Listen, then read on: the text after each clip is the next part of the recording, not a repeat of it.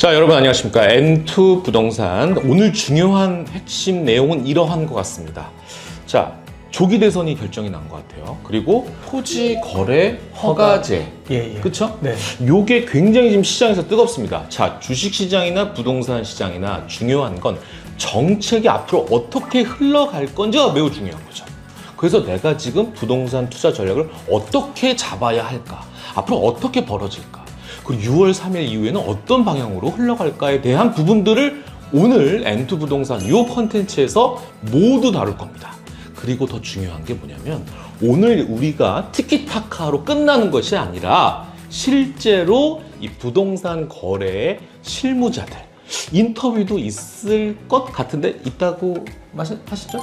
네. 요거 숨겨놨습니다. 요 꿀팁이네요. 야, 그러니까 이게 이론과 실무의 오늘 모든 결합체 이 컨텐츠를 오늘 한 방에 끝냅시다. 자, 인사부터 나누겠습니다. 안녕하십니까? 네, 안녕하십니까? 정보현입니다. 예, 오늘 좀 중요한 네.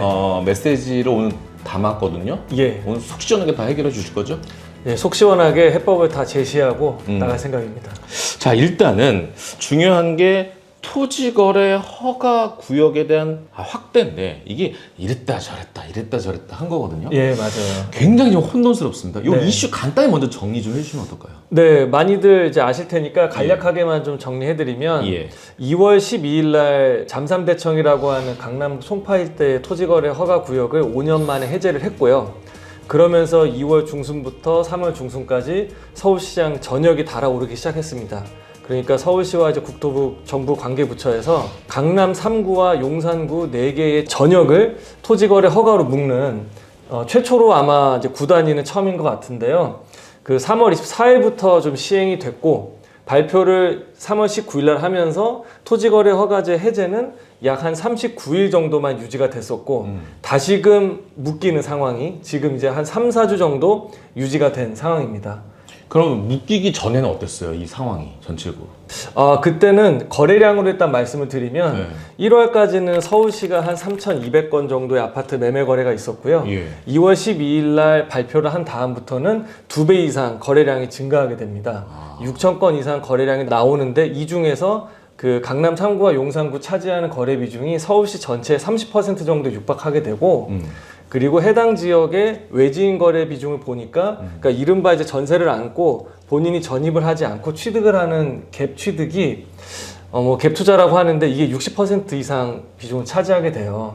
그러니까 서울시에서는 이게 그 국지적으로 끝나는 게 아니고 서울 전역으로 이런 그 매수세가 확산되는 조짐이 보이니까 풍선 효과를 막기 위해서 조기에 조치를 한 것으로 좀 생각이 됩니다. 사람들은 또 심리가 규제를 하게 되면 규제가 닿지 않는 곳으로 투자 심리는 옮겨가게 되잖아요. 그러니까 일종의 이제 풍선 효과라고 얘기를 하는데 요번 토지거래 허가구역은 아파트의 규제가 좀 집중되다 보니까 아파트가 아닌 비아파트 유형으로도 이렇게 사람들이 관심을 좀 갖는 모습도 있고 경매 같은 경우는 실거주 2년이 전제가 되지 않으니까 경매 시장으로 또 사람들이 또 가기 시작하는 거예요. 그래서 2월달과 3월달, 1월달 이렇게 경매 낙찰가율 서울시 자료를 보게 되면 낙찰가율 자체가 한 5.7% 정도 전월 대비해서 상승한 모습도 좀 있고요. 그래서 재개발 같은 이제 곧 아파트로 변할 입주권 같은 데 관심을 또 갖기 시작하니까 여기도 이제 가이드가 새로 나온 거예요. 그래서 거래에 대해서 좀 말씀드리자면 그 2월 달에 6,000건 이상까지 서울시 거래가 증가했다가 3월 달에 24일 날 토어제가 확대 지정되기 전까지는 또 7,000건 이상 올라갔어요. 그러다가 3월 24일부터 지금 우리가 찍는 이 4월 17일 기준일 이때까지 강남 3구랑 용산구가 15건밖에 아파트 실거래가 공개가 되질 않았어요. 15건. 원래 서울시 전체의 30% 비중을 갖고 있었던 지역에서. 그리고 제가 보니까 서초구랑 용산구는 토어제 확대 지정 발표 이후에 신고된 거래가 아예 없습니다. 아예 없어요. 네, 그냥 얼어 있는 상태라고 보는데 현장은 어떨지 한번 좀 체감이 좀 궁금하긴 해요. 좋아요. 이거 인근 지역이나 해당 지역의 이때 실무적인 이 실제 분위기를 좀 알고 싶은데 한번 가볼까요? 바로 연결을 해보겠습니다. 가시죠. 토지거래 허가구역 확대 지정 이후에 그 강남이 어떻게 움직이고 있는지 직접 현장의 전문가 의견을 한번 듣기 위해서 오늘 우대빵 부동산 직접 중개법인의 강남지점 김태현 매니저님 지금 연결했는데요. 매니저님 안녕하세요. 네, 안녕하세요. 예, 지금 많이 바쁘실 거로 생각이 되는데 우선 가장 궁금한 게 현재 강남 분위기 어떤가요? 강남 분위기는요, 2월까지는 네. 갭 투자랑 엄청 활발하게 매매가 됐었는데, 지금은 보합 상태라고 해야 되나요? 네. 문의 자체가 아예 뚝 끊겼어요. 아, 매수 문의. 그러니까 매수자들의 그런 문의 자체도 아예 없는 상황이란 말씀이시죠? 네, 거의 없다고 보시면 되고요.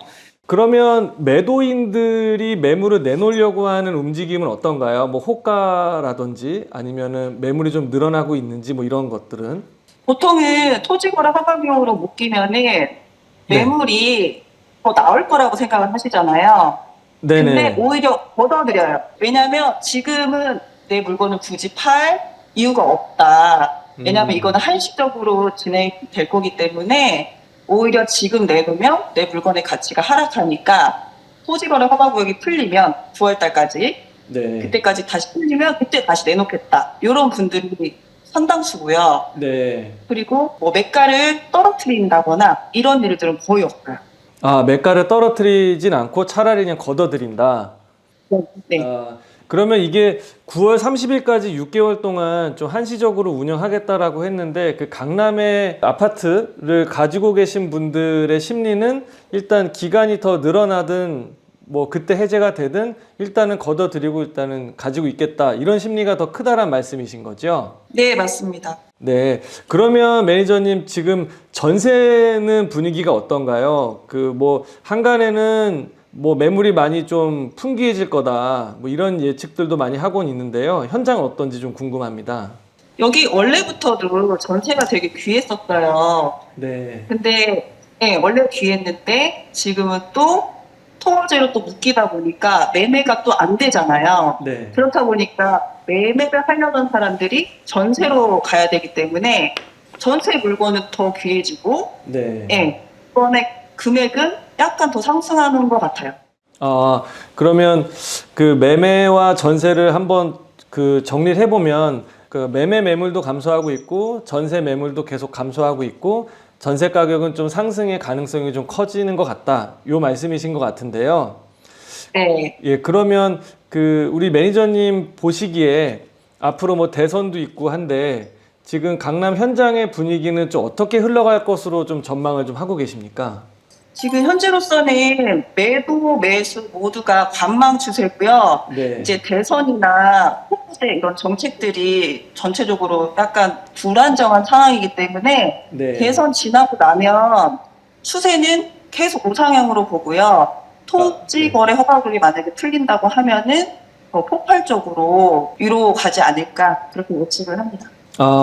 일단 대선까지는 관망세가 유지되고 그 대선 이후에는 우상향의 가능성이 더 높고 만약에 토어제가 해제가 되면 그땐 좀 더 매수세가 폭발적으로 반응할 수 있다. 이렇게 정리하면 될까요?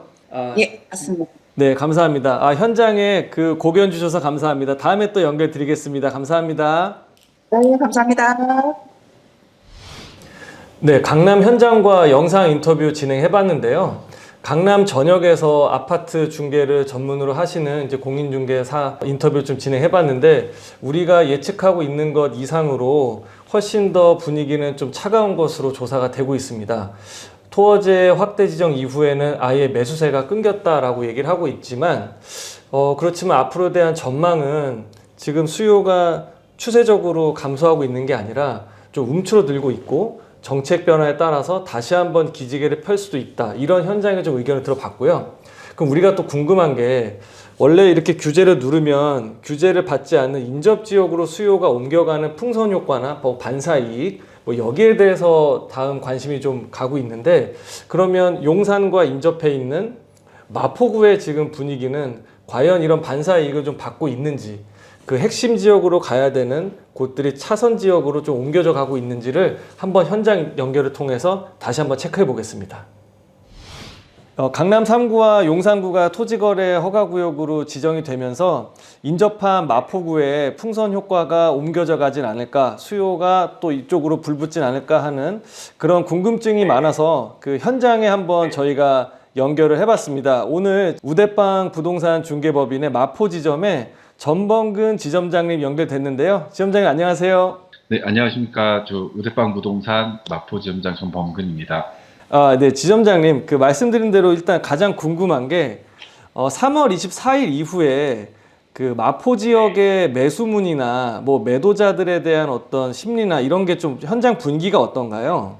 일단 2025년 4월 현재 그 서울 마포구의 아파트 매매 시장은 토지거래 허가구역 재지정 후에 4월 초에는 단지 내 저가 매물들 위주로 거래가 많이 이루어졌고요. 네. 그다음에 빠질 매물들은 거의 다 소진된 상황입니다.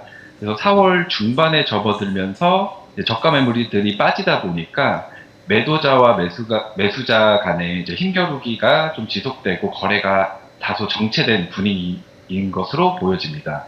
네. 이제 결론은 급매물들이 대부분 소진되었다 보니까 매도자들은 호가를 높이고 있고, 그다음 네. 매수자들은 가격 조정이나 추가적인 시장 변화를 기다리는 분위기로 파악됩니다.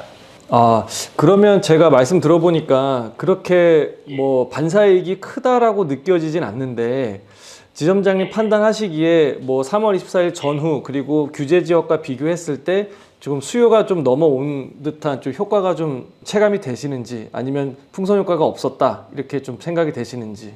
이제 강남 3구, 용산구가 이제 토허제가 이제 재지정되면서 인근 지역이 마포의 풍선 효과는 충분히 있었다고는 보여져요. 근데 다만 마포도 이미 과거에 이제 풍선 효과를 많이 여러 차례 입었던 지역이다 보니 가격대가 낮지는 않아요. 그러다 네. 보니까 반사이익, 혹은 풍선 효과들이 있었다고 하더라도 급격하게 막 수요자들이 많이 몰리거나 혹은 약간의 국지적 반응 정도로 좀 보여지는 현상으로 보고 있습니다. 네.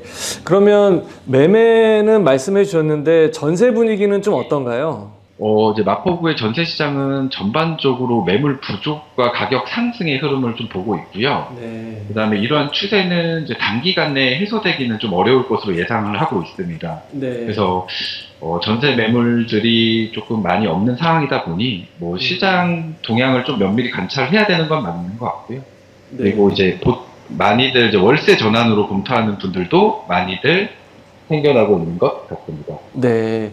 그러면 요번에 그 규제 3월 24일 이후 그리고 이제 대선도 앞두고 있는데 마포 지역에 대한 어떤 이제 뭐 단기 또 중기 전망은 좀 어떻게 좀 흐름을 내다보시는지 좀 궁금합니다. 마포구는 이제 당분간 이제 급매물은 적고요. 네.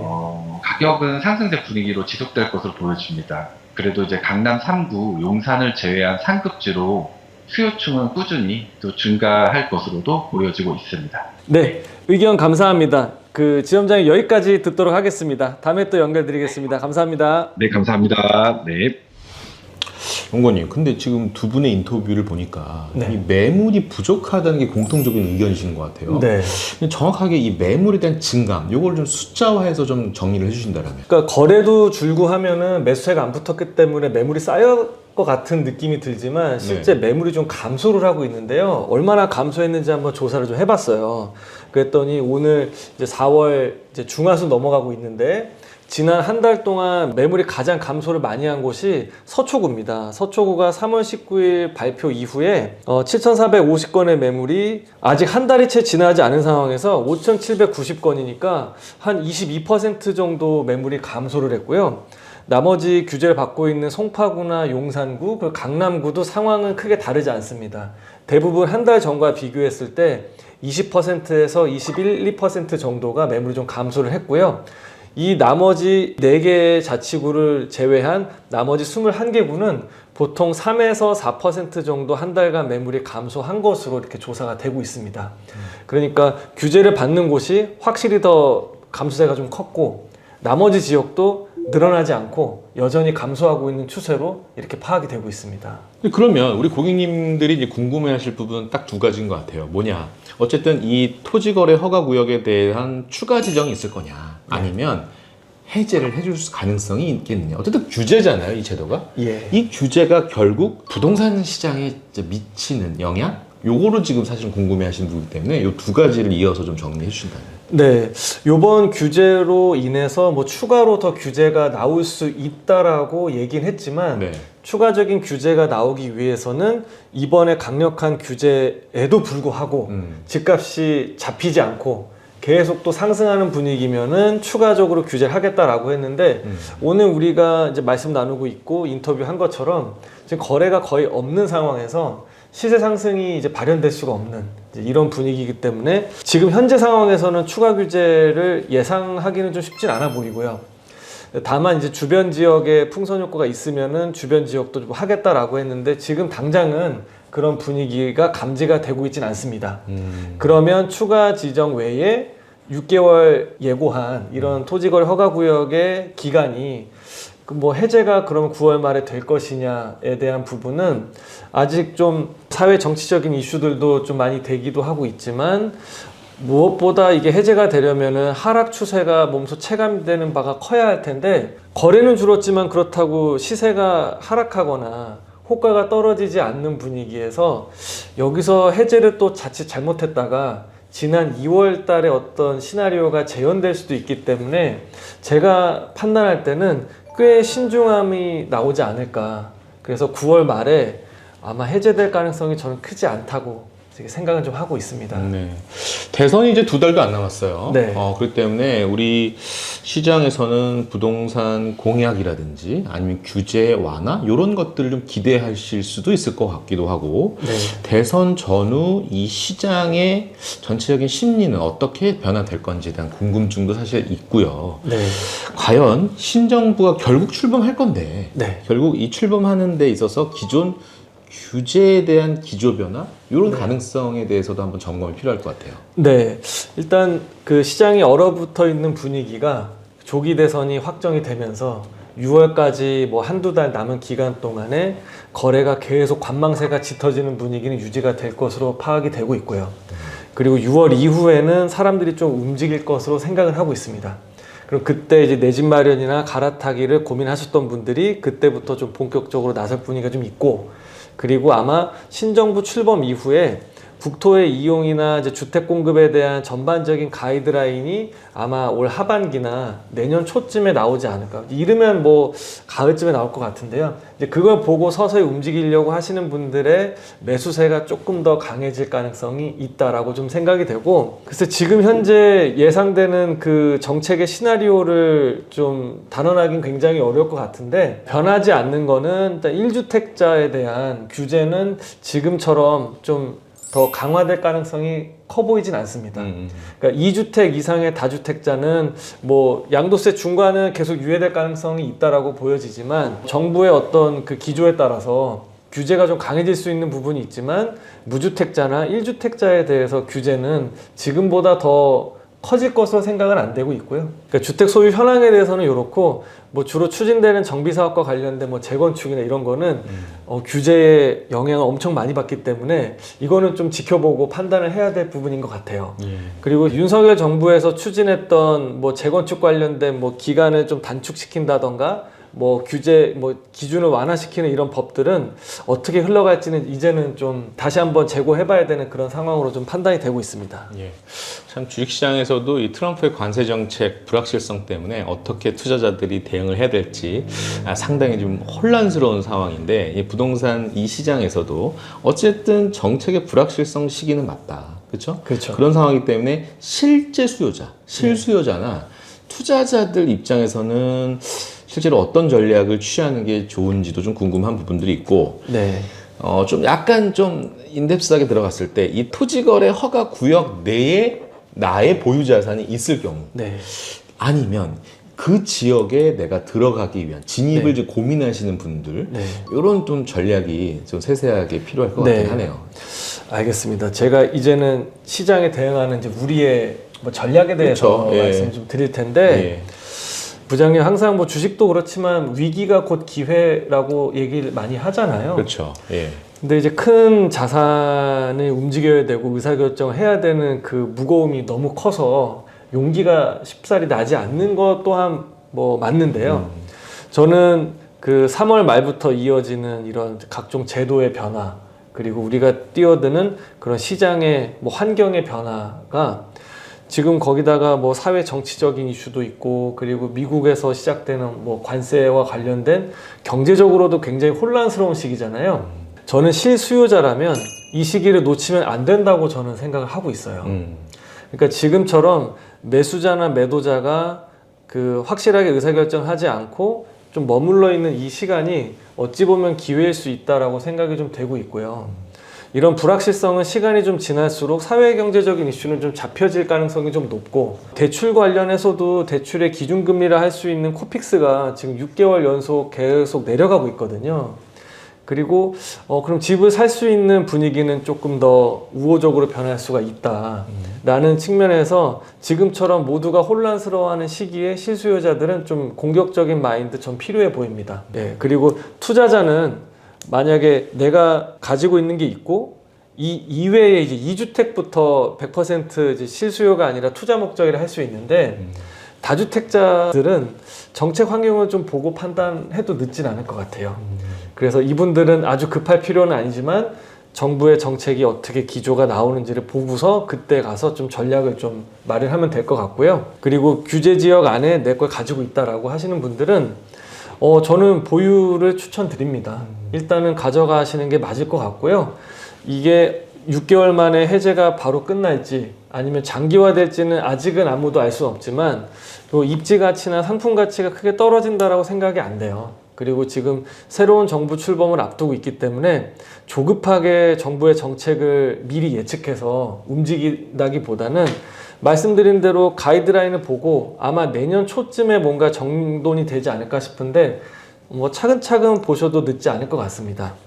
그리고 아마 이곳으로 또 들어가시려고 하는 분들 같은 경우는 말씀드린 대로 실거주 2년이 전제가 돼야 되고, 아마 토지거래허가구역 발표 이전에 파셨던 분들은 지금 딱히 실거주를 하지 않으면 들어갈 수가 없잖아요. 그러니까 실거주를 하실 분들은 자금 동원할 수 있는 한에서 들어가시면 좋고, 아니신 분들은 뭐 다른 방법이 있지는 않습니다.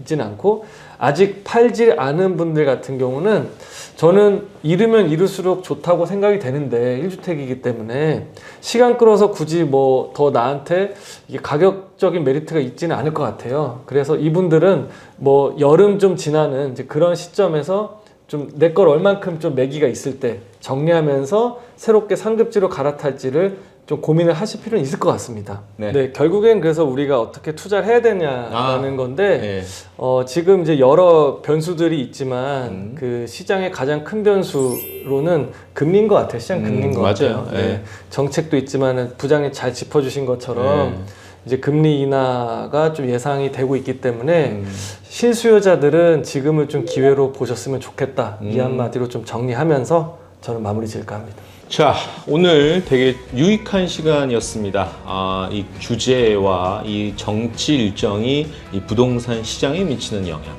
자, 4월 금통위는 금리를 동결했습니다. 하지만 연내 최소 2회 이상의 금리 인하를 앞두고 있는 대한민국의 이 매크로 상황에서, 그리고 또 얼마 남지 않은 대선 일정, 상당히 부동산 시장에서도 이 미치는 영향이 제법 있을 거라고 예상되는데, 우리 오늘 N2이 부동산에서는 이렇게 세세하게 부동산 투자 전략과 전망, 이런 것들을 꼭꼭 우리가 알려두고 있으니까 많은 관심과 사랑을 좀 부탁드리겠습니다. 오늘 도움 말씀 주신 우리 정보현 연구원님께 아주 감사의 말씀 드리면서 오늘 영상은 진짜 여기까지 끝! 감사합니다.